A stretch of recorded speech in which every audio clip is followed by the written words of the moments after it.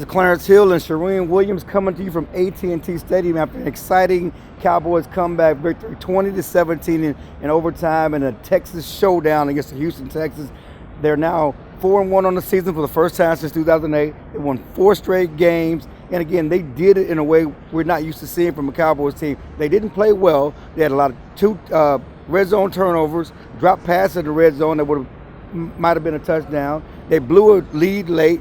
They blew a field goal late. They would have won the game. Yet somehow they came back and won. Yeah, this is a different team under Jason Garrett than we've ever seen before. I will say this, they're a different defense with Rolando McClain on the field than off the field, and I think we saw that at the end, but they're able to run the ball, they're able to play decent defense, they're able to do some really good things, and Romo makes enough plays. So this is a different type of team than we're used to seeing from Jason Garrett, but I think it's a team that can win, that can go to the playoffs, that can win the division. Yeah, and it wasn't pretty, again, but it's not about aesthetics. It's about the bottom line of getting the win and moving on and stacking these wins together so you're not playing catch up late. You know, they need to stack these wins together against bad teams. They played some questionable teams, questionable opponents early, but so what? They got the job done. The defense play dominant defense for 3.5 quarters against the suspect Texans offense. Certainly they let some plays go late, but in the end, they were there when they needed to. And we have to talk about DeMarco Murray. He can't go without mention here. 31 carries for this guy, another 100-yard game, 5 consecutive 100-yard games to start the season. Joined some elite company, O.J. Simpson and Jim Brown. O.J. Simpson did it twice to start a season. Even Emmitt Smith never did that. Right. And we just talked to him in the locker room, and you know, he kind of sort of knows who Jim Brown and O.J. Simpson are. It was so long ago. He knows they're Hall of Fame players, but I don't think he quite grasped how good he's been so far this year. Right. And one thing that can't be overlooked, 2 things.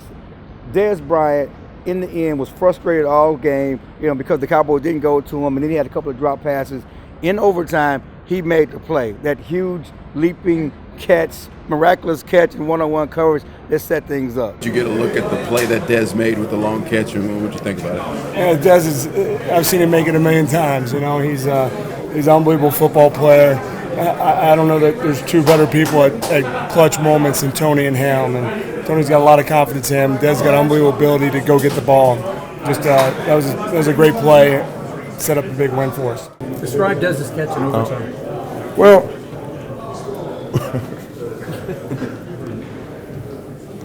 it's one of those things, man, that if you get one-on-one, no matter where you put it, just throw it up. And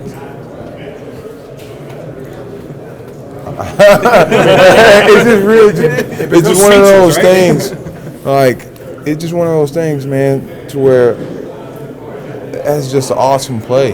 And I'm literally just running and watching it, and I'm thinking, you know, man, he gave him a chance, you know, and Dez just being Dez, man. And Jerry Jones said afterward it was one of his most memorable catches by a Cowboy since he's owned the team in 1989, which really says something. And another play that stood out for me in this game was Romo, and I was joking with him before he went into the interview room, avoiding J.J. Watt. He just has some sort of instinct there, but avoiding J.J. Watt and throwing the touchdown pass to Terrence Williams. Another huge play in this game for Romo, who was inconsistent this game, frankly. Well, there's no doubt, but again, his ability to avoid J.J. Watt, throw the deep pass to Terrence Williams, his ability to throw the deep ball to Dez Bryant. Another example of Romo growing and getting better with that back. Those are 2 plays that he couldn't have made the first 2 games of the season. He talked about being stronger and being more accurate. He said, I told y'all before, I'm throwing the ball better than I've ever had, and I'm able to show that now because his legs are stronger. Romo is only going to get better and get stronger with those legs. But yeah, that play with J.J. Watt, it seemed like he had eyes at the back of his head to spin out of that and throw the ball to Dez Bryant. He talked about that being one of probably the best plays he's ever had in his career. He did a great job. He went up and made a great play on the ball, and I just tried to give him a chance. He was one-on-one. We kind of were waiting to get this exact kind of play, the signal that I gave him, you know, up for that specific point, and it was nice that it came up at that time, and Dez, you know, went up and did what he does.